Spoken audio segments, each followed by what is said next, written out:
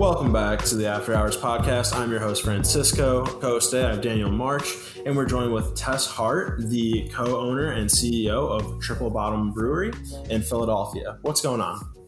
Hey guys, thanks for having me. Yeah, thanks for coming on the show. We talked to you a little bit before, and you said that you were having some work done. Yeah, well, it's canning day, which is always a busy day. We use a mobile canner, so there's a lot of equipment coming in, and then we actually are expanding our bar. So we have electricians and plumbers everywhere too. So I'm sitting amidst the chaos and hoping it doesn't get too loud. Is there any reason that you guys decided to do expanding now?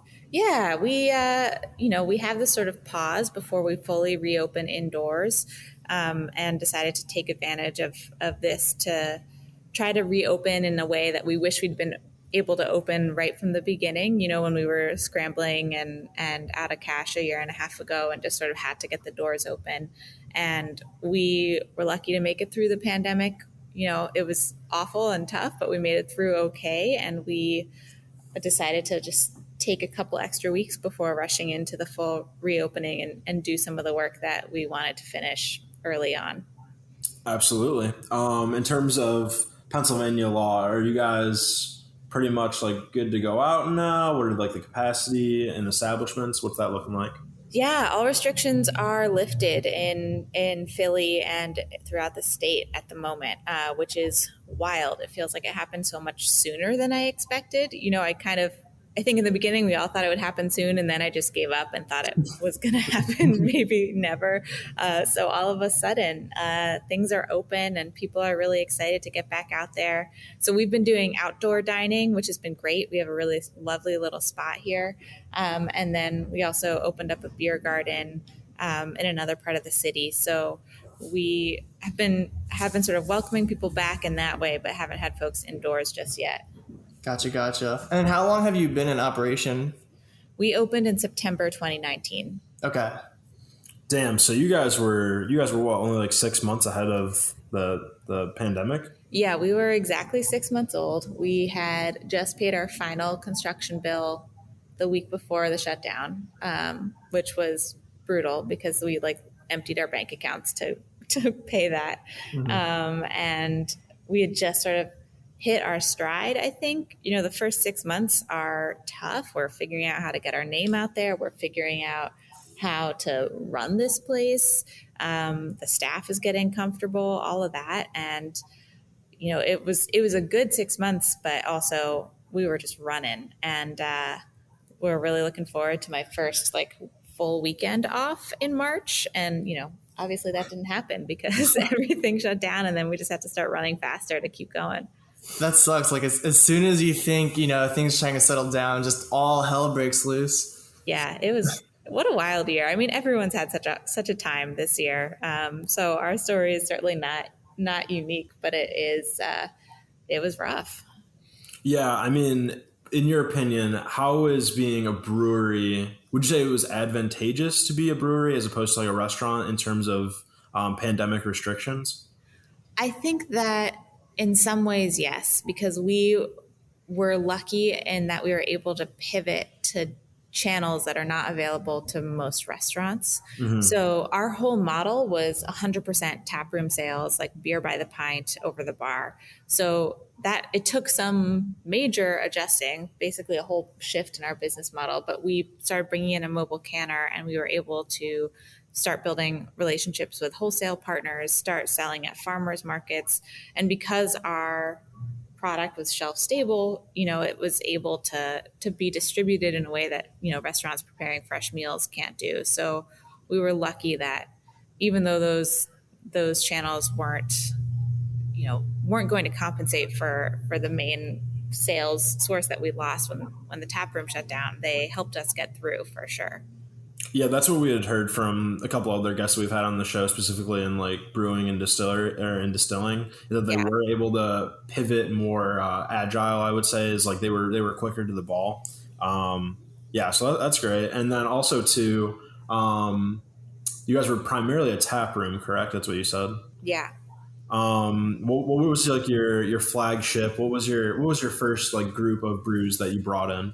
I think our flagship has been our New England style IPA, which is called Training Montage, after the training montage scene in Rocky. So I always hear that music in my head when I have that beer. And it's great. It's sort of a Vermont style hazy. It's a little bit drier. It's got a little bit of a bitter finish. So it feels really well balanced. And I know, the market right now is so excited about this style of beer. And we were trying to figure out how to put our own spin on it and try to bring a little bit more balance than we normally see, and really love where it's ended up. So we've been brewing that since day one and keep iterating on it. And it just keeps getting better and better. Heck yeah. Yeah. And going into Triple Bottom Brewery, what is the branding? What's like the vibe behind Triple Bottom Breweries? Like as someone who's never been there before, what would I expect when going to your establishment? Yeah, it's great here. I'm sitting here in our tap room. We're in this 100-year-old building that was the offices of the Reading Railroad, so like the railroad in Monopoly. And they were in this area. So this was one of their big office buildings, and we have these huge high ceilings and huge big old original windows and hardwood floors. So it feels really light and airy. It feels pretty different, I think, than a lot of other breweries. We have a lot of plants. It's kind of this like oasis in the city. We're just a few blocks away from Center City, so it's a busy corridor, but it feels really chill and peaceful in here in a fun way, but like good energy. Like when the playlist gets bumping, like it's spacious, it's fun, it's like got really good vibes. So you guys opened up in September of 2019, but when was the idea first put into place? We had this first idea. So I started Triple Bottom with two co-founders, one of whom my husband is Bill, and the other, Kyle, is our head brewer. Bill and I started this idea as like wouldn't it be nice if we could figure this out in 2014. And we had just been at a craft brewery. We loved craft breweries. And we just sort of had this moment after that visit of feeling like, wow, this is such a great, energetic, creative space to work. We love beer, obviously, and just sort of the dynamic energy of being at a brewery and this space where people are coming looking for a story, not just a drink. So there's like this curiosity and open-mindedness and connection. It just was so invigorating. And we just started daydreaming about what if we did that someday? And both of us have backgrounds in community and economic development. And so immediately we started thinking about how this business could be an engine of positive change for its neighbors. And that has always been a part of what we do. We are a fair chance business, which means that we intentionally create job opportunities for people who are otherwise excluded from economic opportunity. So some of our team members have experienced homelessness, some have experienced incarceration. Everyone on our team is just absolutely amazing. And so we started thinking about it in 2014. And then in like late 2015, early 2016 was when we finally were like, this idea is keeping us up at night. Like, let's see if we can start working on a business plan and like fleshing this out and starting to share it with people to see what they think. And so I would say we really started in earnest at the beginning of 2016. And that's the year that we met Kyle, who came on to be our brewer. He'd been a senior brewer at Stone Brewing Company. And the three of us just sort of have been powering through ever since. Are there any unique challenges that come along with having a diverse team that typically isn't brought together in like a coalition sense within the workforce? It's an interesting question. So we just had a big like team training last night, and everyone's sitting around the same table, and it was so fun. Like everyone has such a different and interesting perspective, and everyone cares so much about what we're building here. So I don't think it's hard in that sense of like working together, because I think everyone just like jumps in and like has this great like can do mentality, and everyone wants to learn so much. I think what is hard sometimes is the expectations of who gets to belong in this industry or who gets to have power over the narrative of the brewing industry. And, that person is typically not a woman. That person is typically not a person of color. And in our business where, we're woman owned, a lot of our team members are people of color. Like we get sort of surprised looks more often than we wish we did. I think I certainly have had experiences where people can't sort of connect the dots that like this is something that I have created, because I don't look like someone who should have created a brewery. So we all experience that to an extent. But for the most part, like our customers, our community are so here for what we're doing, and they're here for the great beer. And our community is a diverse place too. So it's nice to reflect that in who's on our team.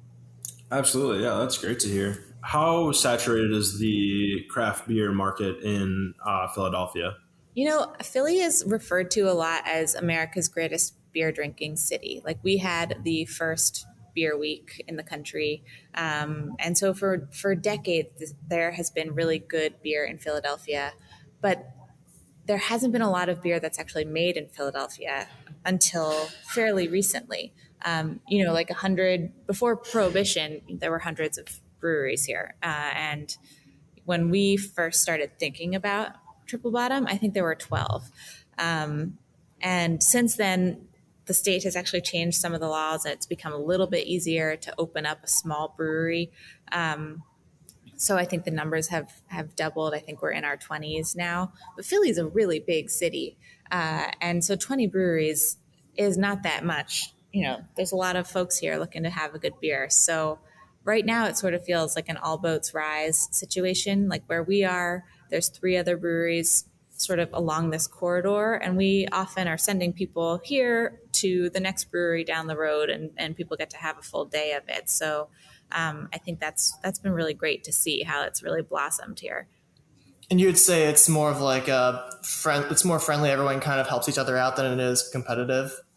Yeah, I think, everyone's got their own niche and their own style, and like that's really great. And I think we all enjoy each other and enjoy getting to visit each other's breweries and have each other's beers. And when we were getting started, we certainly got a lot of support and advice.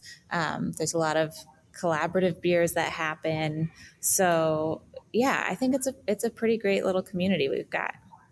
Do you have any personal favorites? I love like Attic Brewing Company in Germantown. They actually opened after we did. So they only had like a month or 2 of being open before the pandemic. They are making some great beers. They're also woman owned. They have a great outdoor space. We've done a collaboration with Crime and Punishment, which is in Brewery Town. And I love what they do. I love how they approach, building their business and really being thoughtful about it. But there's so many here. You can't go wrong.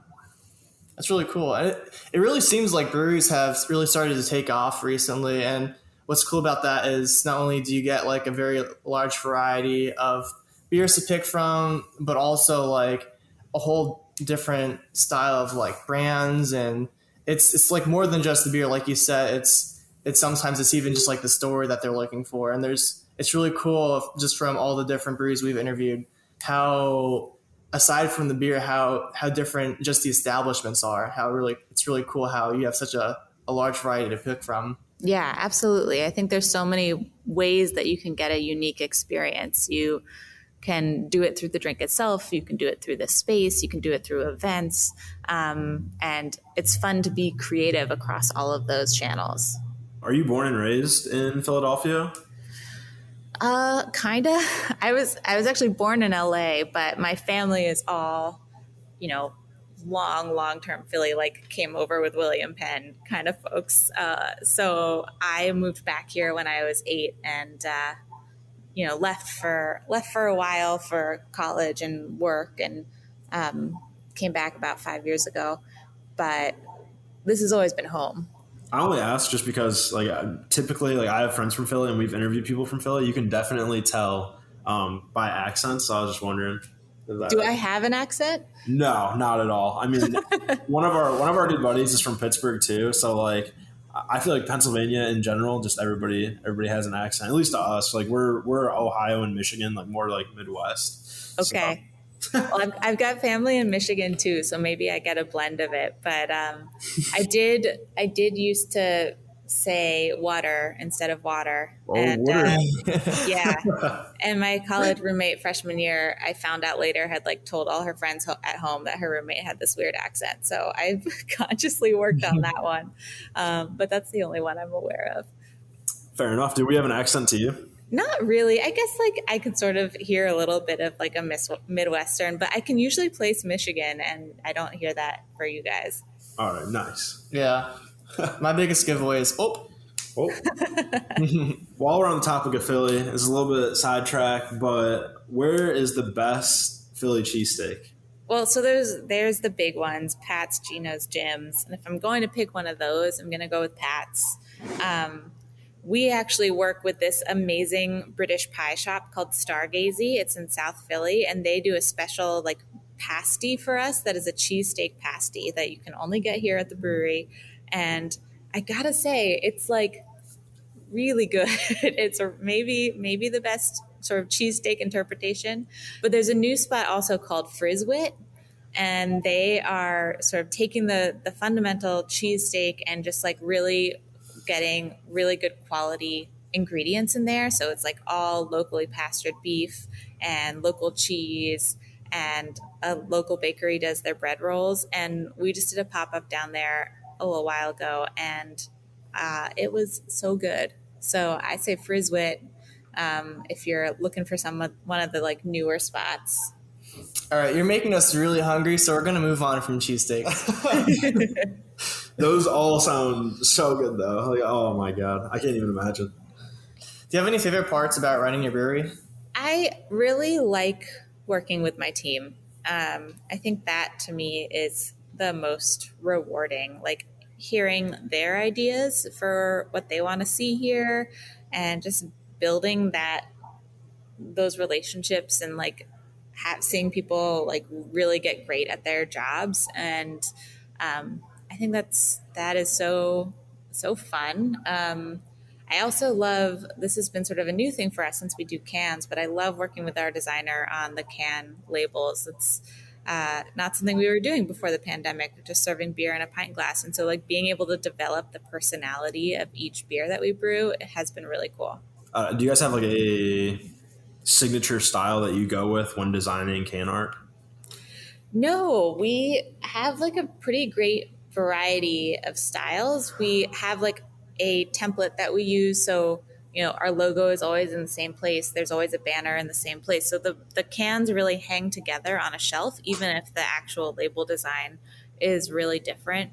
But it tends to be like bright colors, really artistic and creative, lots of patterns or artistic designs. We're not sort of a like industrial looking kind of beer. We're gonna pop and sort of, we're trying to make you happy with it. You are the CEO and co-founder. What are the job titles of your other two business partners? Yeah, so Kyle is our head brewer, and Bill is our CMO, and both also co-founders. Cool. And what would you say is their greatest strengths? Kyle's greatest strength, he's like a really excellent brewer, but I feel like that's like a cop out, because that's, he makes really great beer and makes particularly great lagers and West Coast IPAs. But as a like business partner, he is a really great problem solver. So when we have to figure something out, he's got a lot of ideas and a lot of ways to map it out and make it happen. And I go to him for advice a lot. Bill is really good at taking things that I am overwhelmed by and helping to break them down into really actionable steps. And he's also a spreadsheet wizard. So he gives us, all the data that we need to make really important decisions.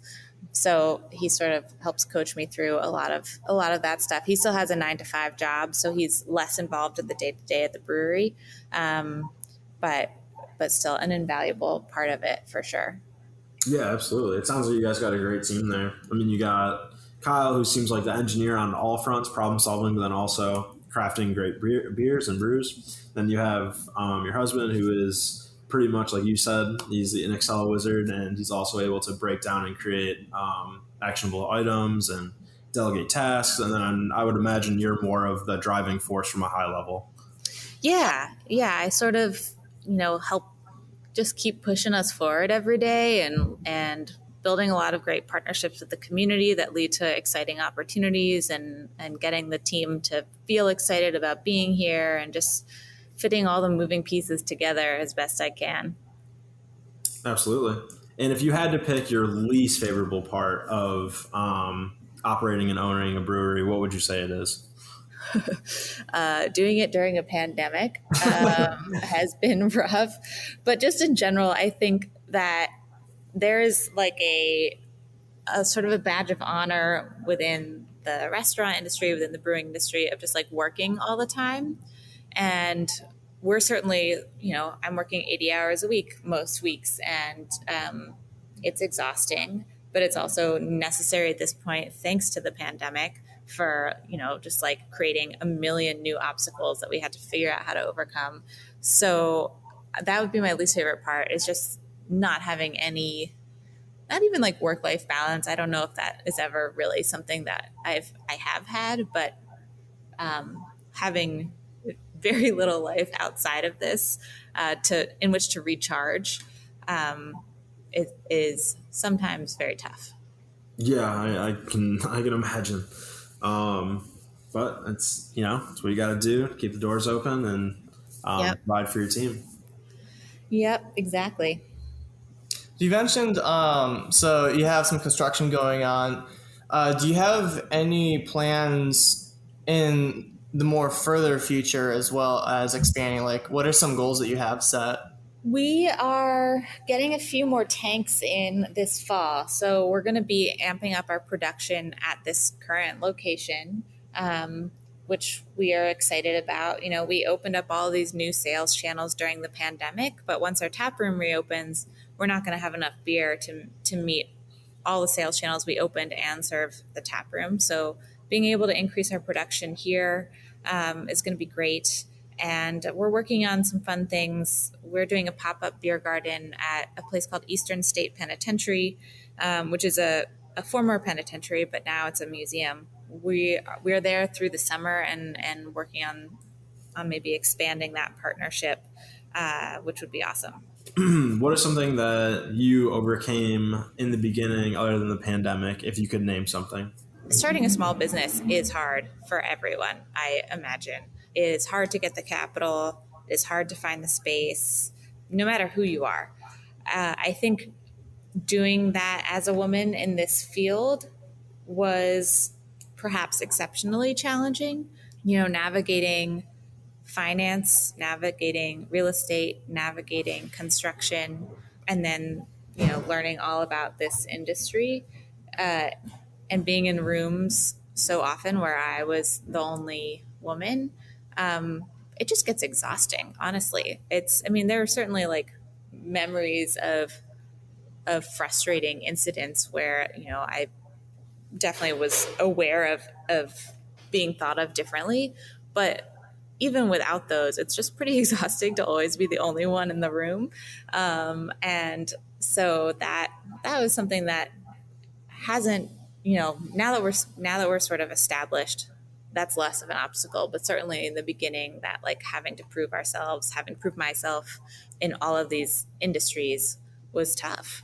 I've never really considered that, honestly, like that just because like you are a woman, that it would be more difficult for you. I mean, I'm obviously not from the brewing or distilling industry, but it's hard for me to fathom that you would be looked down upon for that, which is really unfortunate. Yeah, I think if you were a woman, it would be very easy to fathom because it happens to us all the time in all aspects of life. But I think particularly in these industries, whether by design or not, it's just there are certain, these industries are male dominated and have been for a while, even though women were the first brewers historically. But and it's a lot of really nice guys. Like it's no shade against any of them. It's just the way the industry is. And I'm excited to see that start to change, start to see more women, more people of color in it, because it's just going to start feeling more comfortable for those of us who are here and who want to be here. Yeah, absolutely. I think there's actually, I think they're called Greenwood Brewery. They're out in Arizona, but like, I think that's another brewery that has started up pretty recently. Where it's like, I think it's, I'm gonna have to double check on this, but I think it's like an all woman brewery, which is really cool. It's just cool seeing how like things are starting to sprout up. Am I correct? Yeah, you're right. We came across them because we were looking at some of like some really like wholesome, heartfelt stories, and they were one that had raised a lot of money on Kickstarter. Actually, they'd raised like upwards of like 60,000, I believe, and it was an all women's brewery in Arizona. Yeah, so that sounds awesome. Yeah, well, sounds like I got to go to Arizona and try them. It sounds great. Yeah, they seem pretty cool. So yeah, fingers crossed. Hopefully they'll be on the show in the next couple of weeks. You mentioned that your building is 100 years old. Could you talk a little bit about the history behind the building, if you're familiar with it? Yeah, so our building was built in 1909. It is right on this pretty big corridor called Spring Garden Street, and back in the day, this was sort of it was sort of the outer edge of like where Philadelphia was developed, and the neighborhood that we're in was where all of the like utilities for the city were. Now, obviously, Philly has expanded way more in the last 100+ years, but our neighborhood is filled with these like really big industrial buildings, and this building it's connected to train tracks that go right into Reading Terminal, which was where it's sort of like the big train station where Reading ended up.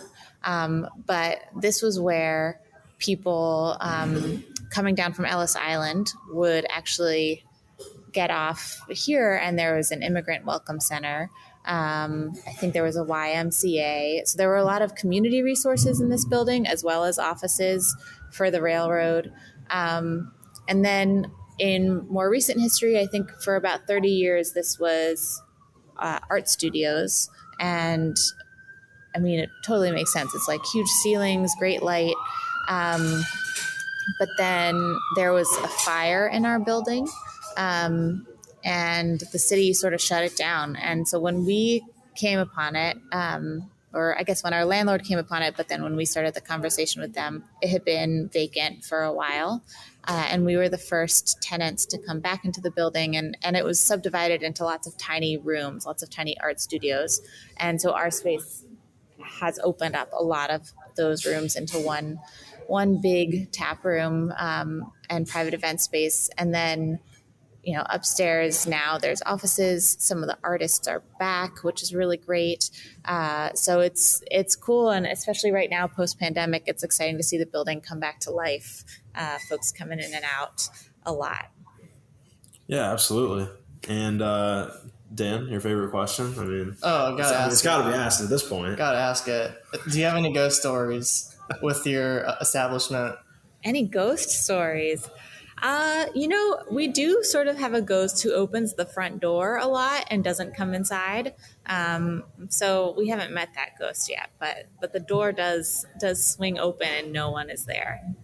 Interesting. That's fun. And where does the name Triple Bottom Brewery come from? So we have a triple bottom line. All businesses have at least one bottom line, right? It's your profit line. But we also measure our success based on our impact on people and the planet. So our 3 bottom lines are beer, people, planet. And we wanted that accountability in our name. We wanted people to know what to expect of us, that we are here to, try to make a difference in our little corner of the world. And so that's in the name. Right on. Okay. And if you weren't operating a brewery, what would you be doing as a career path? Oh boy. I know that's what always stumps everyone. An alternate reality. I have no idea. I guess I've always wanted to be a writer since I was a little kid. So maybe I would be a writer. I don't know what I would write, but something. Are you an avid reader? Yes. What's your favorite genre? I love so many genres. I really like historical fiction. I'll go with that one. Okay. And so do you do a lot of the blogs on your website then? Yes, I have written all of the blogs. I haven't written one probably in a year. I don't even remember the last time. But yeah, I do the blogs, I do the social media, I do the newsletters. Most of that communication coming out is me. Gotcha. And how has all of that been with social media? How from beginning to where you are now, what has your experience been with social media? It's it has been a really valuable way to connect with our community, especially when we couldn't have people in the tap room. I think a lot more people turned to social media in the last year to get updates because we were constantly changing hours and offerings, and it just was the sort of the easiest way to see what was going on. And so I think we've found a lot of community connection there. It's certainly like I wish I could take some days off of it, and I can't really because I got to keep this going. But on the whole, it's been positive. Very cool. Very nice. And what is a piece of advice that you would give to anybody starting their own business, specifically in the brewing industry? Plan for it to take twice as long as you think it will, because then you'll just be ready. People told us that, and I was like, nah, we're gonna be cool, we're gonna be fine. And then I was like, no, yeah, they were right, twice as long. What was the longest part that you guys had to wait on? Getting ready to do construction, like once we found a space, finalizing all of that, and then going through zoning. And it felt like there was a long period where we weren't able to do very much. And that was frustrating. Once construction happened, it took a long time, but like you could see the progress every day. Mm-hmm.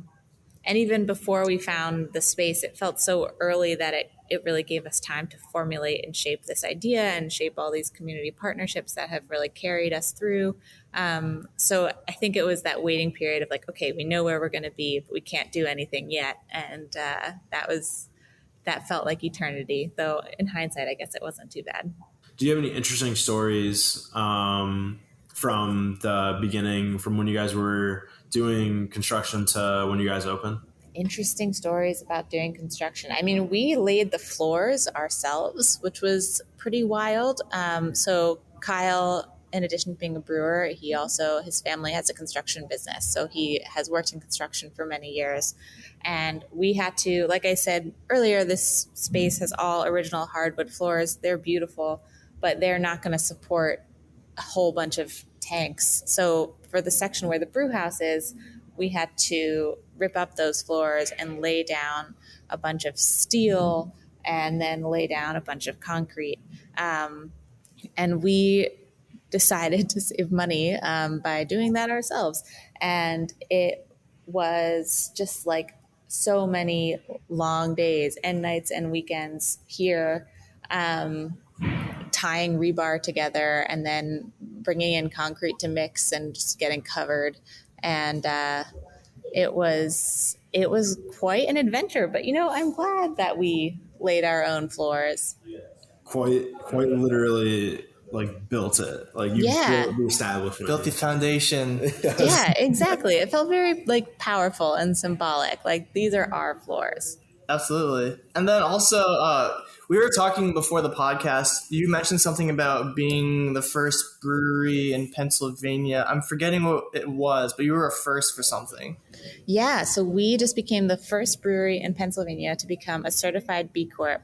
A B Corp is a business that has met the highest verified standards of social and environmental impact. It's a big deal. We're really excited. It's really hard to become a B Corp. It's a really strenuous assessment process and verification process of every sort of scours every part of your business to see what your practices are like. Any business can apply once you've been operating for a year. So we started working on it at our 1-year anniversary.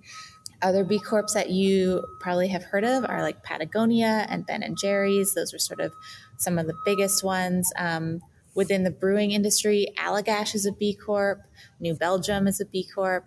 So folks that I really look up to, and it feels crazy to have achieved this certification.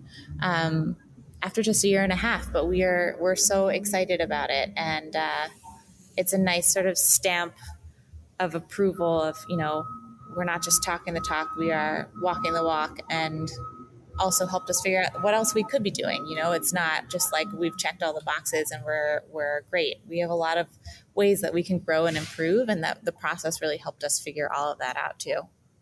Hell yeah, congratulations. Thanks. Yeah, we're psyched. And then you're also a member of Crafted for All. Yeah, so Crafted for All is an organization dedicated to advancing diversity, equity, and inclusion within the craft brewing industry.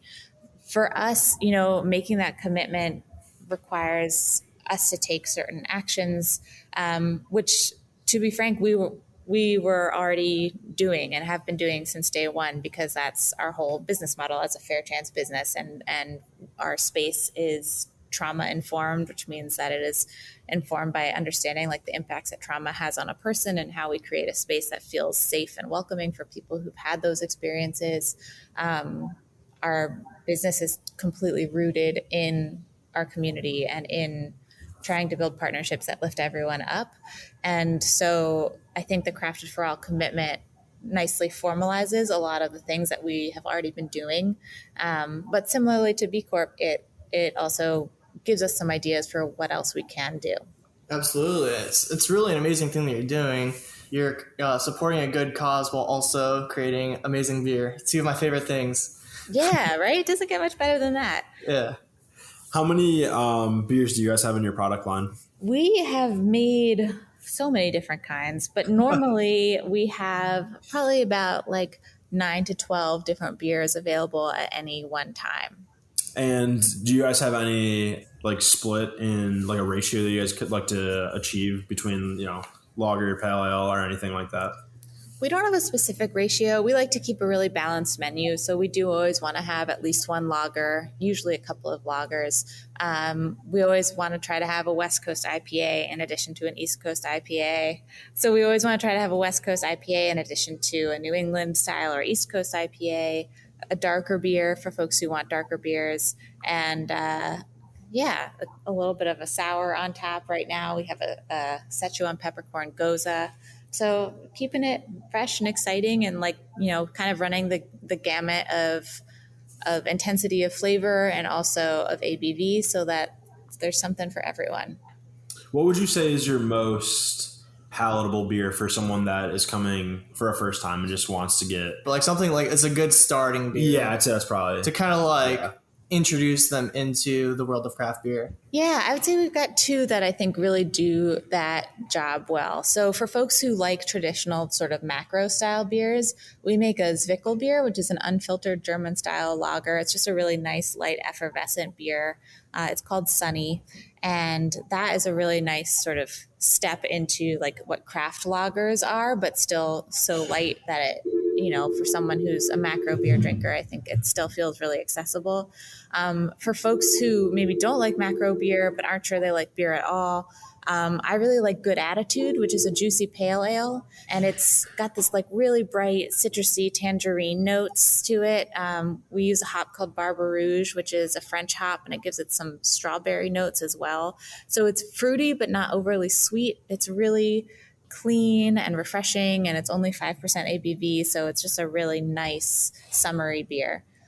Citrus IPA is always a really good go-to. Yeah, for sure. All right, we're going to start to kind of wind things down. We're going to jump into some more fun off-topic questions. So one favorite question I always like to ask is, what is your go-to hangover recipe? Just trying not to get hungover, frankly. That is my go-to hangover recipe. That is a good answer. Are you aware of Mcgillins Old Ale House?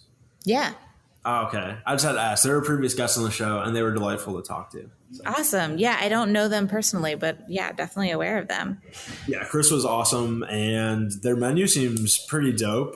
They said they go through thousands of pounds of wings each year, and then throughout the month of March, they do the entire authentic Irish cuisine. So in the month of March, you definitely got to check them out for sure. Yeah, that sounds great. Yeah. Next March when we're all everyone's open, I'll definitely be there. For sure. And then outside of your career, what is your favorite hobby? I love hiking. I love getting out into the state parks nearby with my dog and just being in the woods for a little bit. It is very, it's helpful for recharging. What is the best destination that you've been to for a vacation or for some time alone? I love Ireland. That's the last place we went before, getting like pedal to the metal with the construction and stuff. So that's sort of the last vacation I had a couple years ago. And it's great. I love the pub scene. I love Guinness. I love hiking through the fields and being by the ocean. It's pretty perfect. That sounds awesome. Yeah, highly recommend it. Have you been anywhere else abroad? I have. I've been lucky to do a little bit of traveling. So yeah. What is the most thrill-seeking thing that you've ever done? So I spent about 4 months in South America before going back to grad school and was backpacking. And so all of that was kind of thrilly, I guess. But one thing that we did was we did a 5-day backpacking trip through Torres del Paine, which is a national park in southern Patagonia. That was just amazing. And it had like every different type of landscape. It had glaciers and we were seeing avalanches, and then it had lakes and fields and woods. It was amazing and very much out of my typical comfort zone for sure. Absolutely. Do you have any questions for us? No. Well, I guess I would love to know what your favorite beers are. I always have this go-to. It's like a s'mores flavored beer that Unplugged Brewery out in Elyria, Ohio, my hometown. They make this really, really good s'mores flavored beer, and it's my go-to. Nice. Mine always changes, I feel like, whenever we're on the show and I get asked this question. I would say for me right now, it is Quench Tempered's Hefeweizen. That is a phenomenal wheat beer, and I've been drinking a lot of that lately. So that sounds great. I love a wheat beer. Yeah. But yeah, like I said, I'm really inconsistent. I feel like mine's always changing, but that's probably for the best. It just means I get to try more, right? Yeah, for sure. If you have any more questions for us, now is the time. But I think we're good on our end here. So awesome. Well, it's been great talking to you guys. Yep. And Tess Hart from Triple Bottom Brewery. Where can people find you, either in person or online or on social media? You can find us on Instagram at Triple Bottom Brewing. Our website is triplebottombrewing.com. And then you can come visit us here in Philly. We're at 915 Spring Garden Street. We've got a really great spot for you. Awesome. Thank you so much, Tess. Thank you. Good talking to you. All right, After Hours Nation. We hope you enjoyed today's episode. If you'd like to stay updated, you can check out our site at afterhourscast.com. Don't forget to tune in next Tuesday morning for our next episode. After Hours Nation, stay thirsty, my friends.